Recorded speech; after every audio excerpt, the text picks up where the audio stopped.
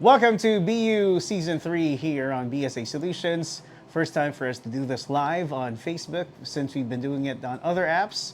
So we are hoping that we can get to more people now that we're using the Blue app. My name is Nico. As always, I'm your host.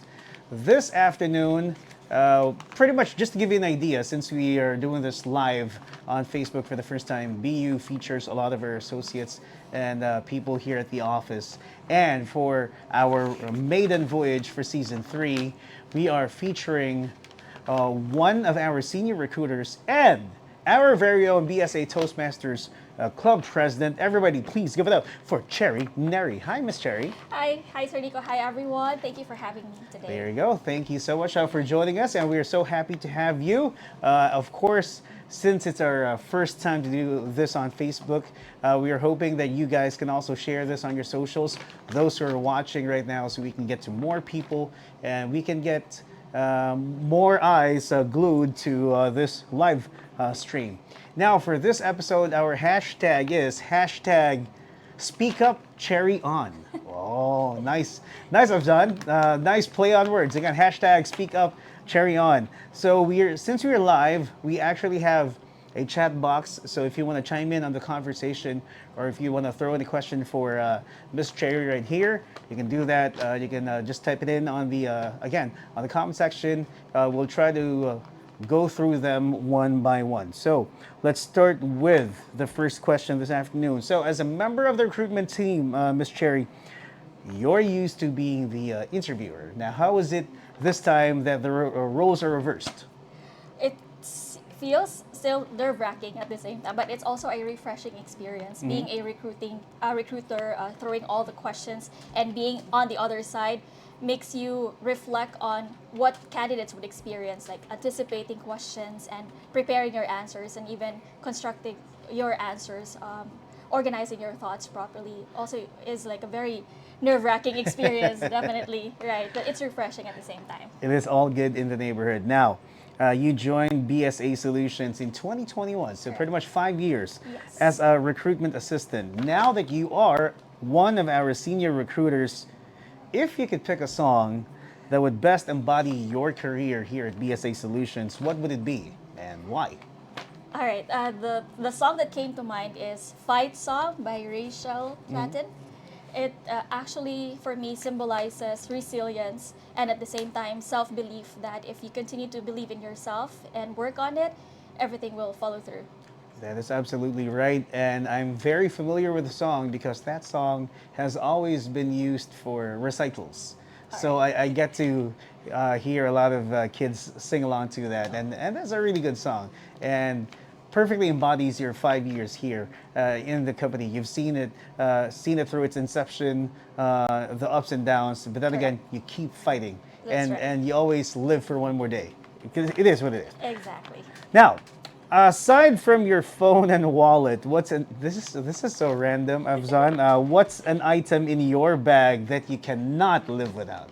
Well, it's in my pocket right now. Even if I'm doing a verbal interview, I Okay. always have with me like a pen. Ah, I use this every time I jot notes during interviews. I also use this during meetings, crafting speeches, and also taking note of what is essential. So having a pen with me is also like a reminder that I always have to be present, observant, and also intentional, especially on the things that truly matters. I love that. Being intentional. Nice. Right. Next.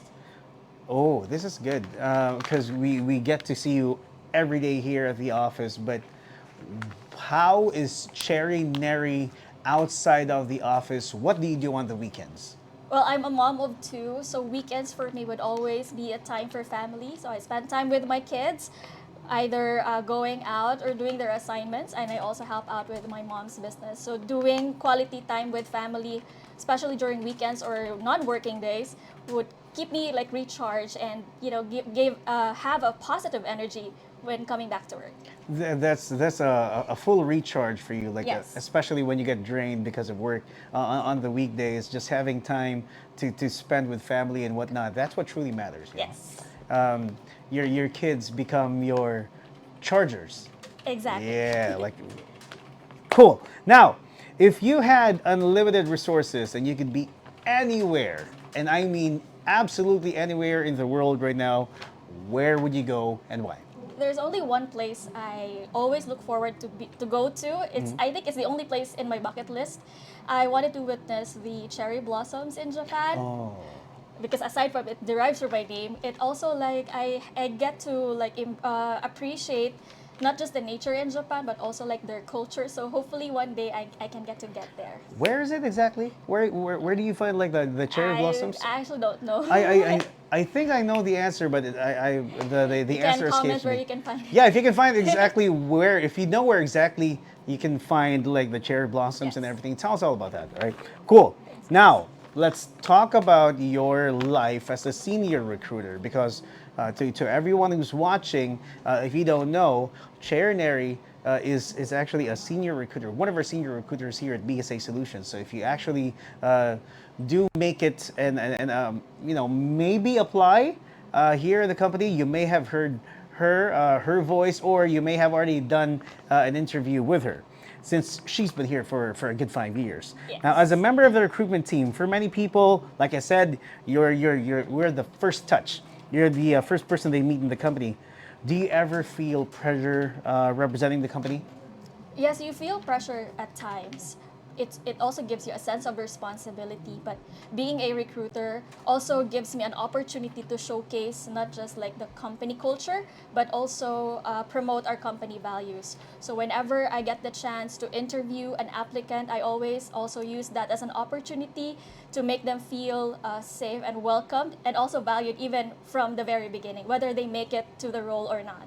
Also, at the same time, while you show everyone how it is to be with BSA, you give them a little idea, a little taste of how it is to work here. At the same time, you also safeguard the company. Correct. Because there are a lot of applicants that come in and they don't fit within the culture. Some don't even like fit the requirements or what have you. So you Yes. still have to make sure that there has to be someone who's gonna check on all these applicants, and we're happy that you're one of them too, being this one of our senior recruiters. Now, do you have any work routines or rituals that you've been developing over the years? I guess the very first thing I have to do coming in the office is to always check on the emails. It's very important that you sift through what emails are coming in, and that way you can then shift into prioritizing your priorities. So what truly matters, what updates you have to do, and follow-ups with the candidates and everything else. So I always make sure that every email gets checked and read and responded to during the first part of the day. Also, it also gives you like a roadmap of which ones to prioritize, Exactly. which ones you can maybe do on the later part of the day. That's Right, true. cool. Now, it's understandable, especially with your line of work, you get stressed, and even with the most menial of jobs, you still get stressed. How much more for your job? Now, what do you do to de-stress? First, I walk away from my computer. I just have to like take a break. I even like drink coffee when I feel stressed. But I think it's also a good thing that I become a part of the recruitment team. So hi, recruitment team. We are a mix of dynamic fun and energy. But at the same time, you can always also go to them when you have to discuss like their challenges at work, not just with our recruitment manager, our other recruiters as well pitch in with some ideas on how to like overcome certain challenges. So yes, coffee and team. Yeah, that's it. Coffee, tea, stay away from the computer. Okay, that actually makes sense. It is true when you get too stressed, it's hard not to. It's hard not to. I don't know. There are going to be times where you just want to vent and what have you. It's good to have Right. your office mates to be there for you, right? But I think it's also good and healthy to be away from the computer too. Because Yes. imagine, probably that's the only thing you do, pretty much, apart from talking with the people in the team, since you're in one office. But if you just face the computer, that's stressful. Yes. That's definitely stressful. Yes, Gabby, I think do we have some questions on the Facebook? Okay, but if you want to check out everything, we are live now on the BSA Facebook page. If you want to go check it out, BSA Solutions Careers. pages, if I'm not mistaken. Go look it up. Now, let's talk about your life in Toastmasters. Okay. Now, you are the BSA Toastmasters Club president. Now, for those who are not familiar with the term Toastmasters, walk us through what you guys do. So, Toastmasters is a global organization which focuses on strengthening or developing not just public speaking, but at the same time, leadership and communication, everything. So, at BSA, we also strive, as a club, we also strive to make this as a safe and supportive environment for all of our members and not just make them gain confidence, but also for them to further develop both personally and professionally. Now, here's the thing. I've seen a lot of employees here at the company gain so much confidence talking publicly or even talking amongst each other Right. because of all the drills, all the exercises you do in Toastmasters, and it's. I love what's happening within the group, and now you're getting a lot of accolades, you're getting a lot of awards, you're getting a lot of recognition, not only for the group but for the company as well. So that's really cool. Let's give everyone an idea, especially those who are watching. What are the different Toastmasters speech categories? So we have three major speech categories. We start off with prepared speeches. So this is a prepared speech which focuses on certain avenues like leadership, communication, or even persuasion or storytelling. We also have table topics, which also can be considered as impromptu speaking. So it also gives you an avenue to think on your feet and answer impromptu topics. Lastly, we have the evaluation category. So this also creates an opportunity for someone to give constructive feedback and also give an opportunity for growth, not just for the speaker, but also to the evaluator themselves. Now, for those, okay, so we do have comments. Let's go check on them. I'm hoping I can get to the messages here. Wait up. Okay, here we go. Alex Pasco, woo! Hello from the recruitment team. Eric says, French fries and pan de Manila. Is that should be a good That's combination? the Yeah. current craving of the team. Ah, maybe that's what they're saying. Maybe after the broadcast, that's what you Yeah. should buy. French fries and pan de Manila. Okay. Olive is also sending some emojis. I'm not sure what that is. Hi, Olive. There you go. Hearts, I guess. Irish Antonio, thank you so much for, Thank of you, course, dropping by the guys. stream. Hey, if you want to watch the stream, go follow us on our page, BSA Solutions pages. All right. To those who are watching, continue to throw in your comments or what have you. If you have some questions for Miss Cherry, please do so. Leave it there. Now, 2022 was the year BSA established the Toastmasters Club. Now, what was your overall first impression when you sat through your first Toastmasters meeting? At first, when the Toastmasters Club was established, we were a very small team. We even have the meeting in our conference room. We have several mentors from outside our clubs who actually taught us or gave us an overview about what Toastmaster is and how a meeting looks like. So at first, it feels tense and you feel nervous excitement at the same time because you get to witness awesome speakers, experienced and non-experienced speakers, and also for the table topic session, that's one of the sessions that we try to avoid. But I am a Suki table topics speaker, so it's very nerve-wracking at the same time. But once we go through the club, and now we've grown into about 3 years already, it seems like we've witnessed hesitant speakers to confident communicators. So we've seen them grow, we've seen them step up and become better communicators and leaders as well. Now, let's talk about your first ever Toastmasters speech. What did you talk about and how did you feel, being in front of everyone?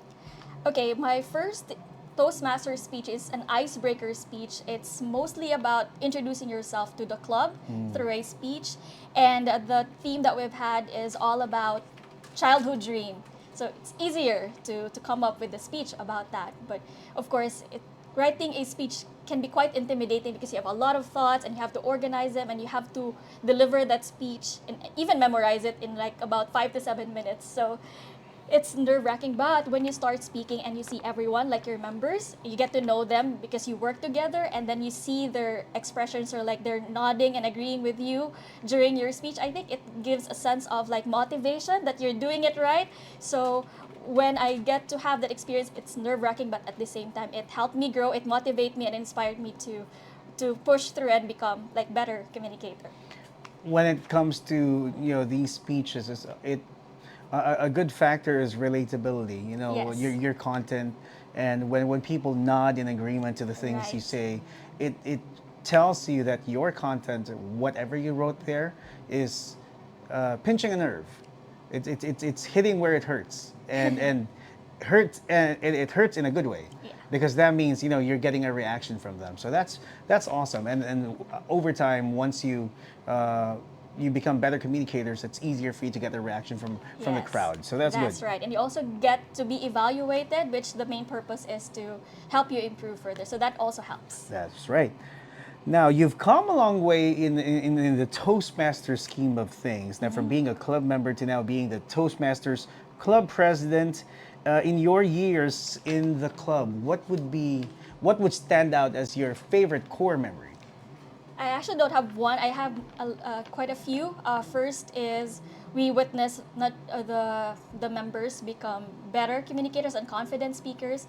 I what my favorite memory, one of them would be joining speech contests, because we start up on the club level and we never realize that you get to win a contest, and then you get to also coach and mentor other members as well, progress from club level to area to division. So that's one of my favorites. And at the same time, you're not just coaching or mentoring your members, it's a two-way street. But so you also get to learn some things from them while they also build their confidence in public speaking.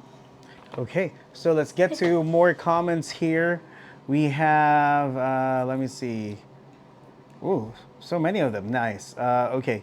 Lyle says, that's our BSA Toastmasters Club president. Hi, Lyle. Lyle. All right. Who else is here?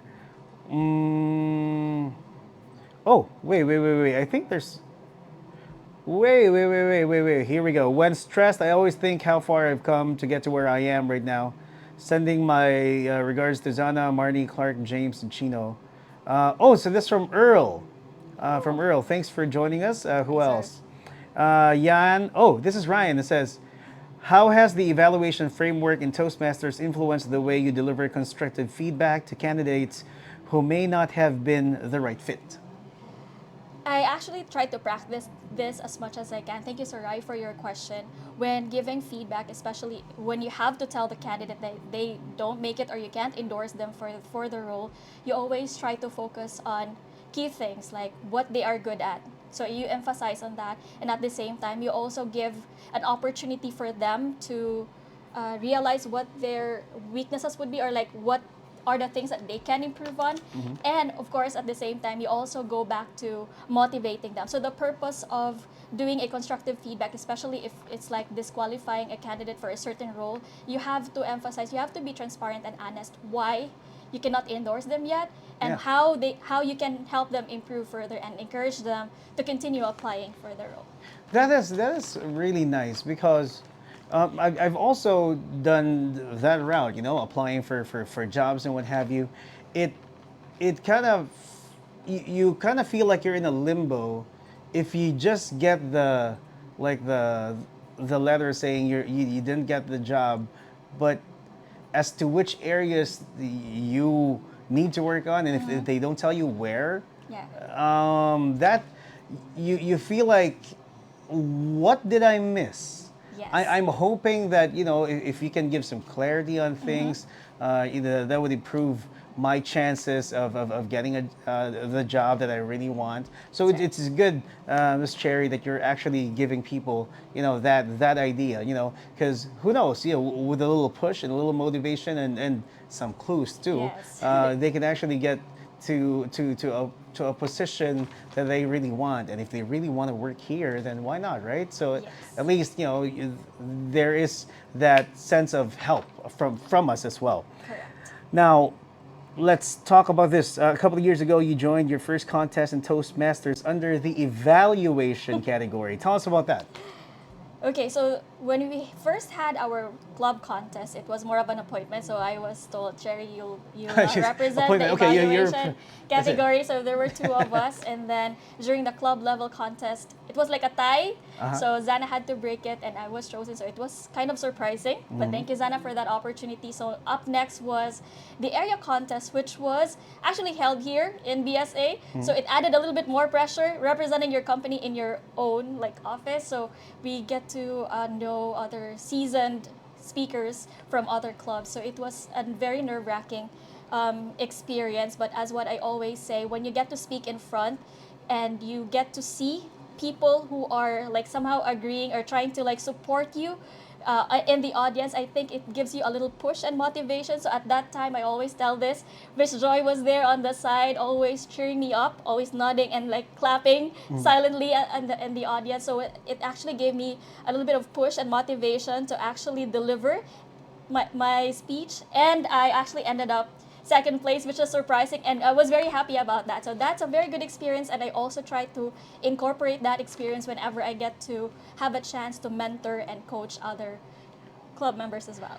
Now, here's the nice thing about competition. When you try it yourself and you actually succeed or not succeed, it gives you, it opens your eyes to like the possibilities. I could have worked on Correct. this, I could improve myself on this part.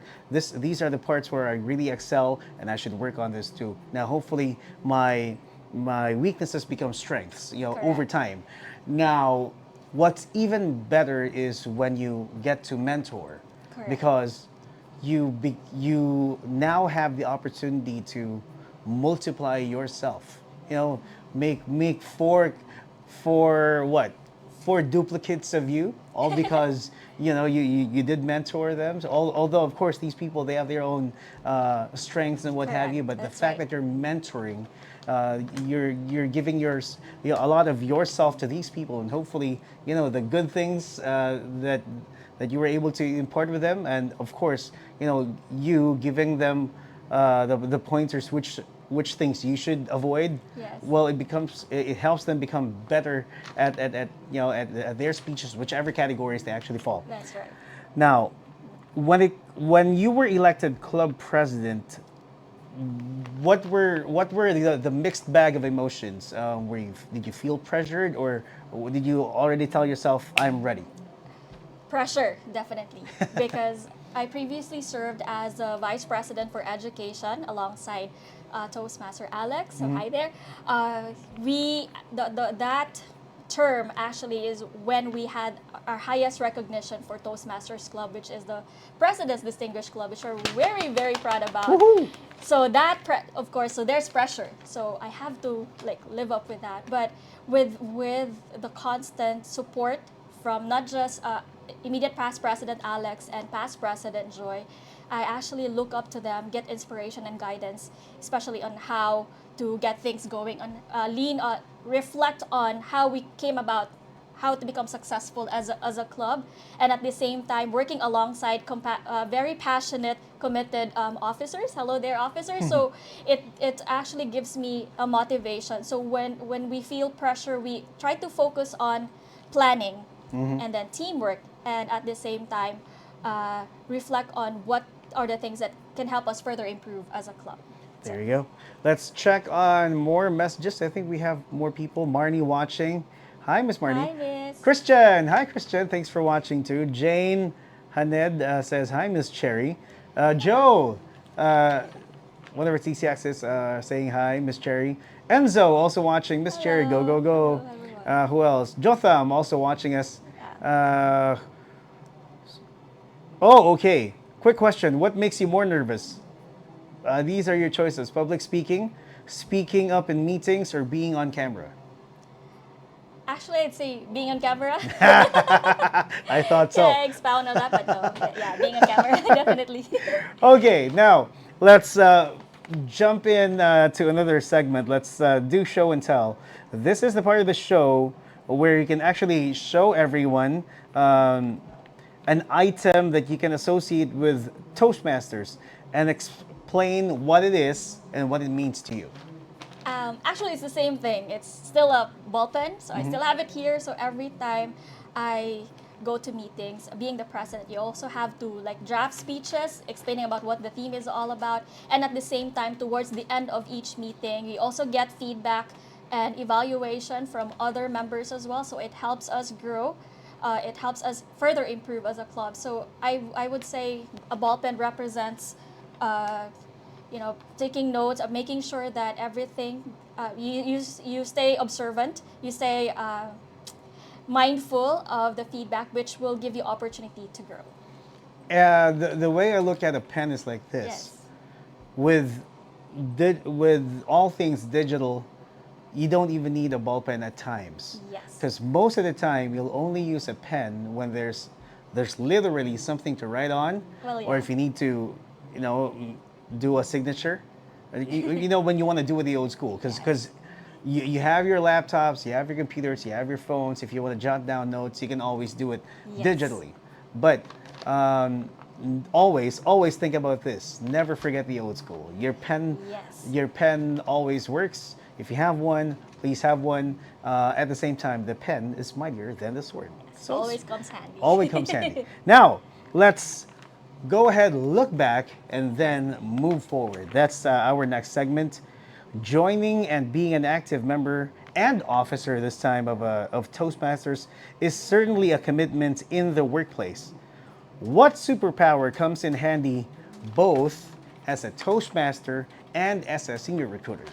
I already mentioned this during my speech about leadership style, and I always say a true leader superpower is empathy, because it also gives you an opportunity to understand other people's perspective and perhaps feelings at that time. As a recruiter, I get to learn information that's like outside the candidate's resume, so I get to experience and have a different perspective doing recruitment or interviews. As a Toastmaster, it also helps me motivate the speaker, motivating them more to push further, becoming more confident in their speeches, helping them grow at the same time. And also, it helps me bond and collaborate effectively with my fellow officers, because we all only have one goal in the club. So I'd say empathy is that. That is definitely key, especially when you meet different kinds of people. Sometimes even meet people you only meet for the first time and maybe not ever again.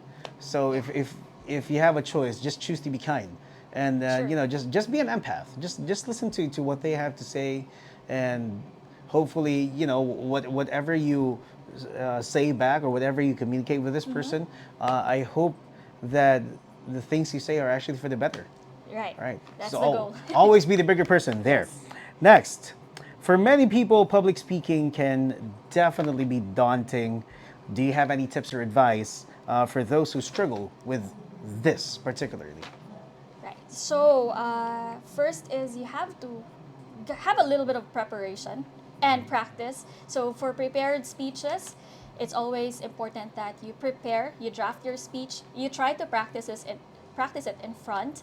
And for impromptu speaking like table topics, try to come up with a simple framework. You go to your point, you explain it, you give a brief example, and then you share a key takeaway. So in that way, once you have this in mind, you'll have some sort of a map on how you'd be able to speak in front. So, and of course, I know that at times you can be very nervous, but it's always like, just give it a try. Just expose yourself, and you'll never know what you'll become.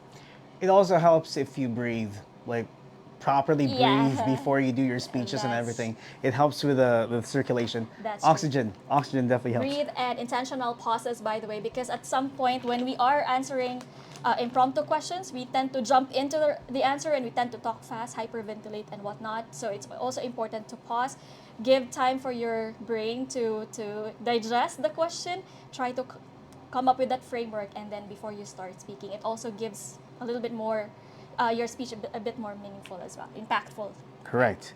Now, let me see. Alex says we can do it again and again. Okay. Miss Marty says hello. Miss Cherry and Nico. Hi, Miss Marty. Okay, here we go. Next, we have quite a lot of introverts. Okay, Afzan. Okay, nice way of. Oh, you made this question. Oh, you now. Oh, so it's Gabby who's Hi, now asking all the Gabby. questions. Okay, part of my French. The past two seasons, it's been Afzan who's been making the questions. Now it's Gabby who's made all the questions. Gabby is just here in the room, manning the Facebook and everything. So Thanks, Gab. imagine Gabby asking you this question. So we have quite a lot of introverts in BSA Solutions, including the person who asked the question. How would you convince these introverts to join and be active in Toastmasters? Well, as an introvert myself as well, answering this question, I would say just give it a try. Being a part of the Toastmasters Club, we always strive for safe and supportive environments. So when you get to experience witnessing our club meetings, you would actually feel like it's quite different in terms like meetings or like client meetings or whatnot. So as an introvert and giving encouragement to my fellow introverts, I'd say just have a little preparation. So if you are to give a speech, prepare and practice. If you're not prepared, try to come up with a simple framework that would help you that will guide you in answering the question. And I'd say perhaps find a mentor, find someone who you look up to. If you can have that person perhaps give you more tips and how to become more confident in front or public speaking, that would also definitely help. I had a classmate back in college who was really introverted, and of all the people I wanted to have as my co-host, because back in college we did have a college radio station, and I hosted a show, and I needed like a sidekick or someone on mic too. Out of all the people in mass comm, I picked that guy, Okay. all because he was so introverted that once you put him on the microphone and let him speak, it opens the floodgates of his thoughts. You know what I mean? Oh. And that's why I think Toastmasters is perfect for introverts, because you'll never know your thoughts. The only reason why it's not out and about is because you're stopping yourself from doing so, That's right. and it's all here.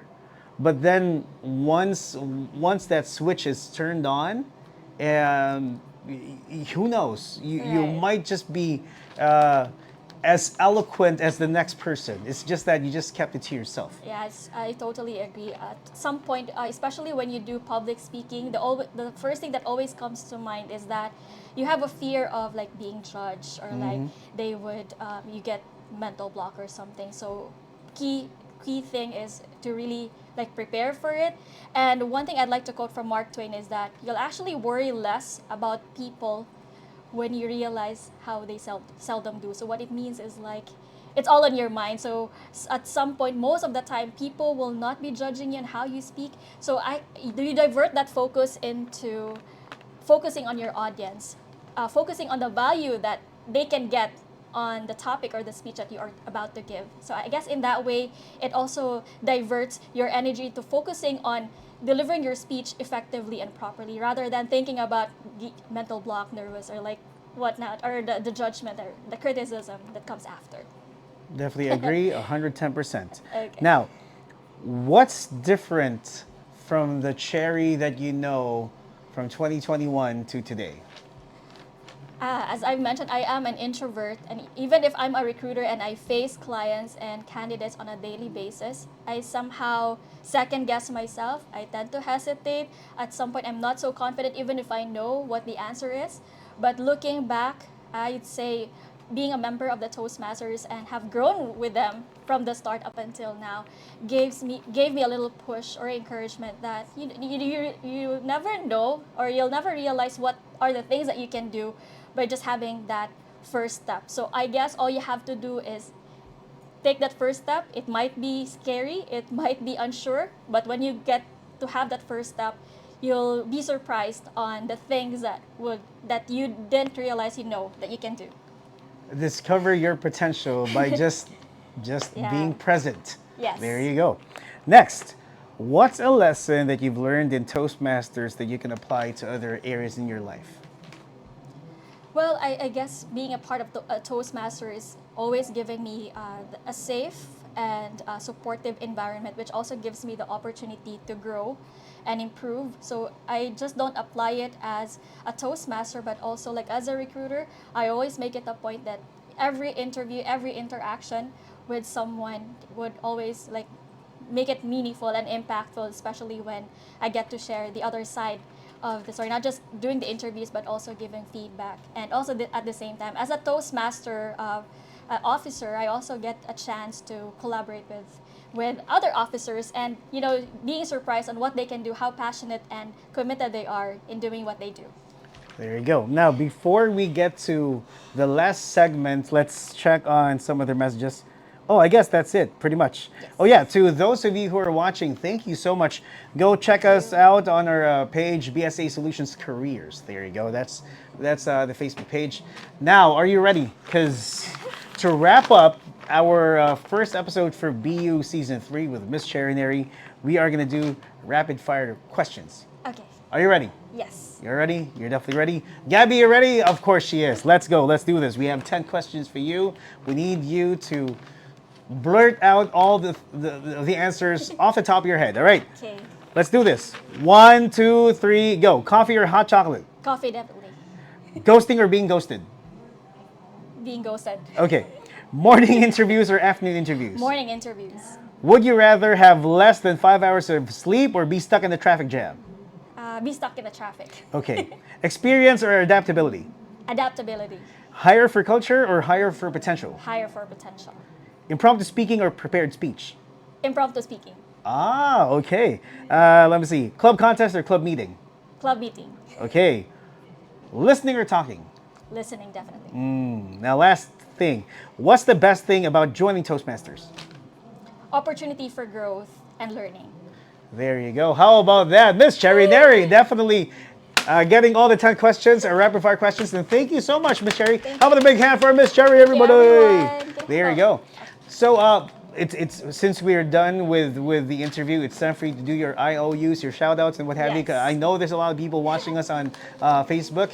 The floor is yours. Go ahead. All right. Of course, first and foremost, major shout out to my recruitment team, so Ryan, and also other recruiters, Jaira, Tab, Fretzel, Alex, and Sheena. Thank you very much for all of your support. I also want to take this opportunity to plug and promote our upcoming area speech contest, which will be this coming Saturday. So we have 4 contestants contending for the speech category. So we have Miss Joy for the international speech category. We have Sir Melvin for the humorous speech.